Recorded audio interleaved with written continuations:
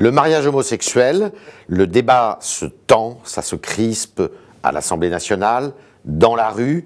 Une grande manifestation est prévue dimanche prochain.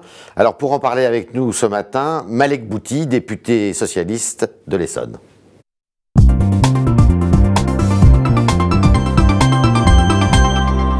Non, Malek Bouti, François Hollande a-t-il bien mené le débat sur le mariage homosexuel? Oui, je pense quand même. Comprenez-vous les arguments des opposants au mariage homosexuel? Comprendre leurs arguments, oui. Oui ou non, après l'adoption du mariage et de l'adoption homosexuelle, faut-il envisager la procréation médicalement assistée? Le débat est ouvert. Le débat est ouvert. Alors maintenant, une question que les internautes, à laquelle les internautes sont invités à répondre. François Hollande doit-il faire un geste en direction des opposants au mariage homosexuel? Non. Non, c'est clair. On écoute Bruno Le Maire qui était ce matin chez nos confrères de RTL. Le président de la République a donné le sentiment, pendant tous les débats, d'hésiter, de ne pas savoir bien où il allait. Il va au congrès des maires. À aucun moment il n'a jugé bon d'engager un dialogue approfondi avec ceux qui s'opposaient à ce projet. Et jamais il ne nous a expliqué à nous, Français, quel était son projet de société. Et c'est ce flou permanent, ces allers et retours permanents du président de la République, cette incapacité qu'il a eue à engager le dialogue avec la société française qui a provoqué cette radicalisation et ce que j'appelle un gigantesque gâchis. Alors, Bruno Le Maire n'est pas d'accord avec ce que vous m'avez répondu tout à l'heure. Est-ce qu'il a quand même pas un peu raison, Bruno Le Maire, dans son explication, qui est une explication argumentée? Il y a des arguments d'abord de forme qu'on peut lui retourner. C'est sûrement le texte qui a été, pour l'instant dans la mandature, le plus longuement discuté. C'est le sujet qui a été le plus longtemps débattu. Dans les assemblées parlementaires. Dans les assemblées parlementaires, dans l'opinion publique. Il y a un peu plus de 10 ans, le Pacs, qui était déjà une première avancée, avait donné lieu déjà à un débat profond dans la société. Mais François Hollande était quand même un peu flottant sur le sujet. On l'a vu au Congrès des maires, il a raison, Bruno Le Maire. Il a dit, bon, ceux qui veulent pas, ils célébreront pas. On l'a vu sur la procréation médicalement assistée, pour laquelle vous semblez être favorable, qui n'est pas dans le projet de loi, faut le dire. Oui, il n'est pas dans le projet de loi. Dans la loi même. Mais vous trouvez pas qu'il a flotté quand même? Non, je pense pas ça. Je pense que il y a un problème, et je le dis vraiment sans jeter la pierre à la droite française. Elle a un problème de direction politique et qui est confrontée à ce sujet. Elle s'est laissée embarquer par sa frange la plus radicale. Vous savez, ce matin, on a appris que un 13e pays venait d'adopter la loi sur le mariage homosexuel, c'est la Nouvelle-Zélande. Oui. C'est donc pas un cas exceptionnel. Et il y a en France une particularité qui a, je pense, dénaturé le débat. C'est un sujet, on est un pays qui aime les débats intellectuels, mais je pense que la droite, depuis la fin de l'élection présidentielle, depuis le départ de Nicolas Sarkozy, est une droite sans tête, on peut le dire. Et qu'à partir de ce moment-là, s'est engouffré dans ce mouvement une radicalisation, je pense, qui a amené la droite républicaine au-delà de sa route. Oui, voilà. Mais Malek Bouti, vous dites ça, je veux bien le croire, des députés, des sénateurs éventuellement, mais vous voyez bien ce qui se passe dans la rue. Vous avez, bon, tous les soirs, depuis quelques jours, des manifestations, mais à chaque fois qu'il y a une grande manifestation, ce sont des centaines de milliers de Français qui sont dans la rue. Donc, ça veut dire que ces gens-là ne sont pas tous radicalisés. Je ne jette pas la pierre, évidemment.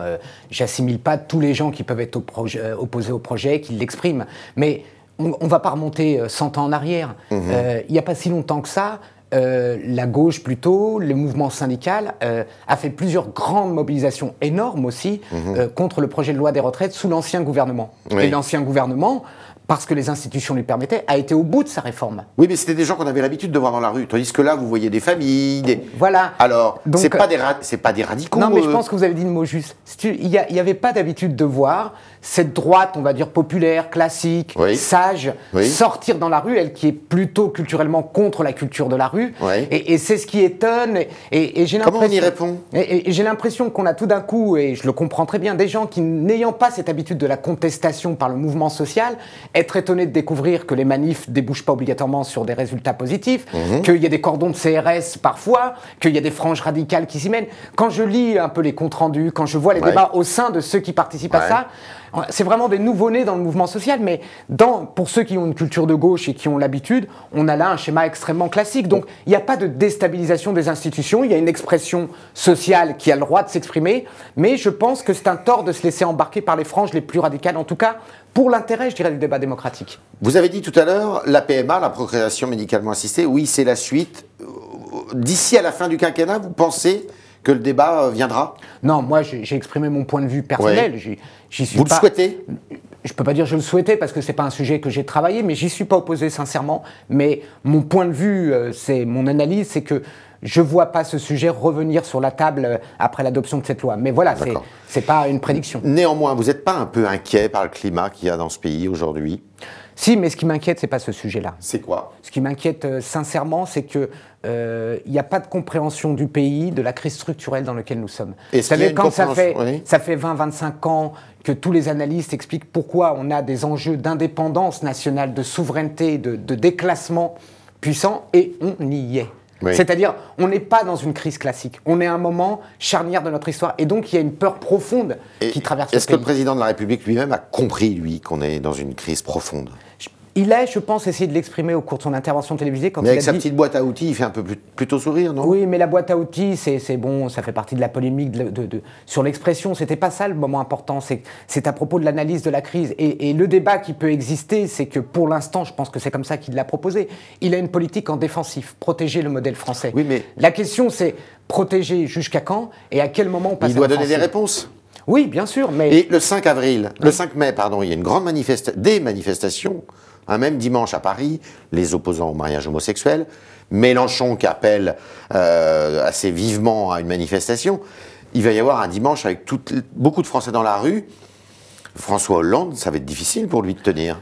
Le président de la République prendra en compte, comme n'importe quel dirigeant politique, les rapports de force, la situation, la conjoncture. Oui. Mais en même temps, je pense que c'est un langage que vous pouvez comprendre, si à la moindre manifestation, il n'y a plus de majorité politique. Si, en réalité, on est dans une sorte de confusion, c'est-à-dire il n'y a plus d'institutions, c'est à qui crie le plus fort dans la rue, alors évidemment, on va rentrer dans une période politique un peu compliquée. Il en est beaucoup question. L'Humanité Dimanche, d'ailleurs, en fait son éditorial. C'est le moment ou jamais, dit l'Humanité Dimanche, pour changer le gouvernement. Moi, le débat sur le remaniement gouvernemental, je trouve qu'il n'a d'intérêt que s'il est porté sur une ligne de fond. Ouais. Je ne vois pas pourquoi on changerait un gouvernement si c'est pour faire exactement la même chose. Bon, il y a toujours des effets de communication. Donc s'il change de gouvernement, Hollande, il faut changer de politique? Moi, je pense qu'il doit, à ce moment-là, y avoir des nouveaux éléments politiques. Je ne dis pas changer totalement, mais... Donnez-moi deux. Bah, je pense que, clairement, il a besoin, en tout cas moi je parle pour la gauche, on a notre électorat, les gens qui nous ont amenés aux responsabilités ne comprennent pas, ont besoin de signaux forts. Le gouvernement n'est pas assez à gauche? En tout cas, il y a des signaux de gauche qui manquent, c'est clair. Et vous vous situez plutôt avec la gauche du Parti Socialiste?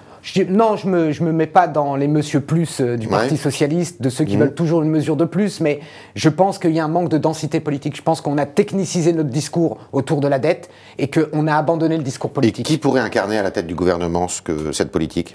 Oh bah, y en a beaucoup qui pourraient le faire. Moi, nom?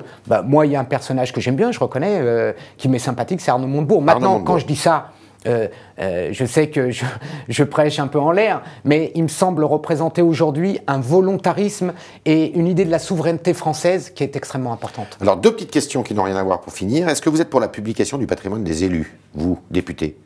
Moi, je pense qu'on peut aller vers la transparence, ça ne me gêne pas. La publication ne vous gêne pas. Deuxième chose, il est question de revoir un petit peu, on est toujours dans la transparence, faut-il supprimer la réserve parlementaire? Non, dont chaque député bénéficie? Non, je pense que c'est quelque chose de positif, parce que quand vous regardez ce que font les députés avec la réserve parlementaire, si vous voulez, ils sauvent des associations, des clubs sportifs, etc., qui ont du mal avec une machine administrative. Je suis à la limite qu'on enlève la réserve parlementaire, mais dans ces cas-là, il faudrait faire un grand ménage dans les politiques de subvention. Et ça, je pense qu'il n'y en a pas beaucoup qui y sont favorables. Merci Malek Bouti. Merci pour votre invitation.